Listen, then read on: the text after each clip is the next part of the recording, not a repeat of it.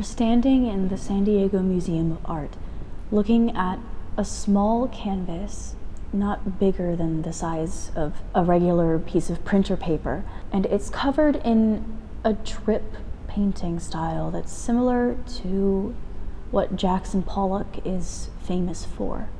And I will be honest, when I first saw this painting, I thought originally that it was Jackson Pollock. It's not. This is a painting by Janet Sobel. Sobel was born in 1893 in Ukraine, and she immigrated to New York City in 1908. When she first came to America, she didn't paint. She wasn't an artist. But much later on in her life, her son recognized her talent. I want to talk a little bit about Janet's painting style. When she first began painting, she produced pure abstract paintings with no real subject, and also painted figurative artwork. This specific painting, Untitled, 1946, you can tell that when she first placed the paint onto the canvas, at some point the canvas was tilted. We can see the red paint and the black paint dripping down the canvas like blood or ooze. The first thing she did here was to place the red paint on the canvas, and she let it drip down and seep into the canvas. Then she applied the black paint, but she didn't let the black paint drip. She let it mix in with the red, but at that point the canvas wasn't tilted. Perhaps it was on the floor, like how Pollock used to paint.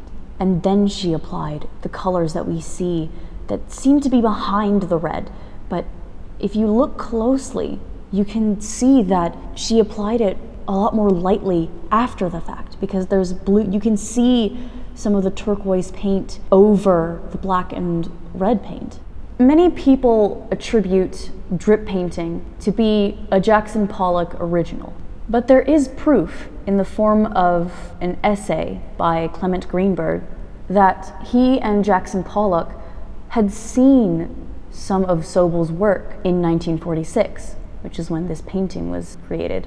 And he said that Sobel's works were the first time that he had ever seen this type of all-over drip painting, this leaving no empty space.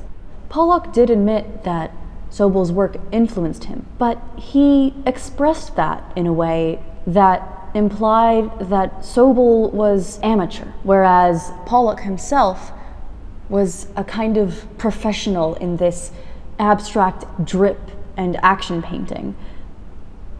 I think it's unfortunate that the credit of the beginning of drip painting is not properly given to Janet Sobel, because while Pollock may have quote-unquote perfected action painting, Sobel was his original inspiration, and she was the one who first did it. Why do we credit Pollock? Sobel was the first ever artist to use the drip painting technique, so why does Pollock get all the credit? Although they began painting at the same time, Pollock was a lot younger when he began painting. Janet was already 45 by the time that her painting career actually started.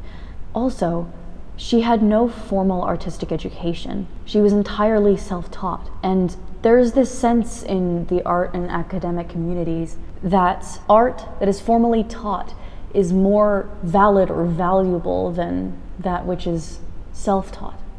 I think what this shows us is the clear bias that people have for the educated, when someone self-taught can be just as influential, if not more so.